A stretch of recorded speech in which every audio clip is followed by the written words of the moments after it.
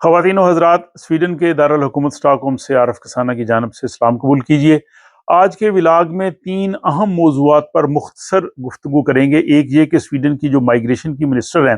उन्होंने यूरोपीय कमीशन को क्या ख़त लिखा है और वो वीज़ा पॉलिसी पे क्या तावन चाहती हैं।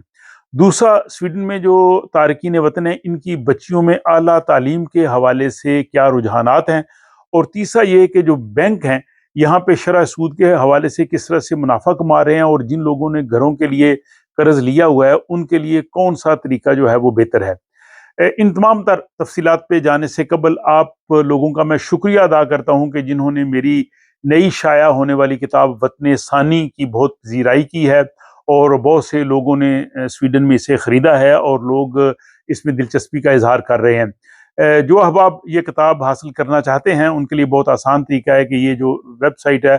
kisanabooks.sc, इस पे जाके अपनी किताब का ऑर्डर दे सकते हैं और 2 रोज़ में किताब उनके घर पे पोस्ट के ज़रिए पहुंच जाएगी। और एक छोटी सी बात ये कि आज 10 मुहर्रम है। आज का दिन हमें इमाम आली मुकाम की उस अजीम कुर्बानी की याद दिलाता है जो उन्होंने जुल्म और जबर के खिलाफ खड़े हो गए। इससे हमें ये सबक मिलता है कि मुआशरे में अगर गलत चीज़ें हों तो हमें अपना किरदार अदा करना चाहिए और कम अज़ कम इतना ज़रूर करना चाहिए कि हमारे मुआशरे में जो लोग जुल्म करते हैं, गलत हैं, ज़्यादती करते हैं, अगर हम उनके बारे में कुछ कह नहीं सकते, उनका हाथ नहीं रोक सकते, तो कम से कम उनसे हम डिस्टेंस पैदा कर लें, उनकी महफिलों में ना जाएं और ना उनको अपने यहाँ मदऊ करें। तो कम से कम हमें उन लोगों के साथ ऐसा सलूक जरूर करना चाहिए। चलते हैं आज के इन 3 मौजूआत के हवाले से। तो सबसे पहला मौजू ये है कि स्वीडन में वो बच्चियां जिनके दोनों वालिदैन का ताल्लुक जो है वो यूरोप के बाहर से था, वो तारकीन वतन की हैसियत से स्वीडन में आए और वो बच्चियां यहाँ स्वीडन में पैदा हुई हैं। उनमें यूनिवर्सिटीज में तालीम हासिल करने का जो रुझान है वो बहुत ज़्यादा है और वो 62% जो है वो पाया गया है। जो पिछले साल के जो अदाद शुमार हैं 2023 के, यहाँ का जो शुमारियात का इदारा है उसने जो जारी किए हैं, उसमें वो बच्चियां 62% तक यूनिवर्सिटी जा रही हैं। उसके बाद वो बच्चियां जो यूरोप से बाहर पैदा हुई थी लेकिन वो स्वीडन में आ गई और 25 साल की उनकी एज है, उनमें भी यूनिवर्सिटी में तालीम हासिल करने की शरह जो है वो 57% यानी 57% है। लेकिन जो स्वीडिश बच्चियां हैं जिनके दोनों माँ बाप जो है वो स्वीडन में पैदा हुए हैं और वो बच्चियां भी स्वीडन में ही पैदा हुई हैं, यानी वो स्वीडिश बच्चियां हैं,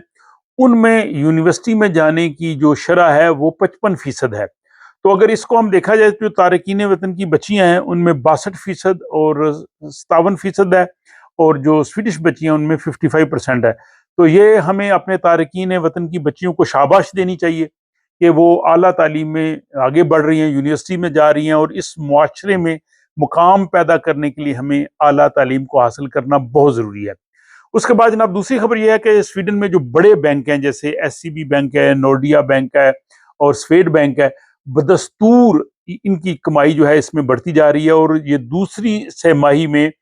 इन्होंने 42 बिलियन 42 बिलियन स्वीडिश क्रोन जो है वो मुनाफा कमाया है। जबकि जो घरेलू सारिफिन है उन पर बहुत दबाव है और वो उन्होंने जो कर्ज लिया होता है घर खरीदने के लिए, मॉर्गेज, उनको बदस्तूर जो है वो बहुत ज़्यादा अमाउंट देनी पड़ रही है। तो इस वजह से अब चूंकि इंटरेस्ट रेट कम हो रहा है तो लोगों में जो फ्लक्चुएट करने वाला वेरिएबल रोरलेट रेंता जो है वो कॉन्ट्रैक्ट लोग साइन कर रहे हैं और जून में 98% लोगों ने जो है वो रोरलेट रेंता जो है फ्लक्चुएट होने वाला, चेंज होने वाला वेरिएबल, उसको जो है वो पसंद किया है और वो उनके लिए बेहतर है। और तीसरी और अहम आज की जो मौजू और ख़बर वो ये है कि स्वीडन की जो माइग्रेशन की वज़ीर है मारिया मल्मर सिनरगार्ड, उन्होंने यूरोपीय कमीशन को एक ख़त लिखा है और कमीशन को जो उन्होंने ख़त लिखा है उस पर स्वीडन के जो वज़ीर ख़ारजा हैं थोबियस बिलस्ट्रोम, उनके दस्तखत भी हैं, बल्कि उनमें नॉर्डिक ममालिक के जो वज़राए ख़ारजा हैं उनके भी दस्तखत शामिल हैं। और उस ख़त में स्वीडन की जो इमिग्रेशन की वज़ीर हैं उन्होंने यूरोपीय कमीशन को कहा है कि वो इस किस्म की कानून साजी करे, इस किस्म का जो है वो रूल्स जारी करे ताकि جو لوگ لیگلی یورپ میں انٹر ہوتے ہیں، خصوصاً بحیرہ روم کی طرف سے، میڈیٹرینین سی کی جانب سے، وہ لیگلی سویڈن میں داخل ہوتے ہیں اور اس کے بعد یہاں پہ آ کے وہ اسائلم لے لیتے ہیں، اور اس طریقہ کار کو روکنا چاہیے، کیونکہ یہاں پہ سویڈن میں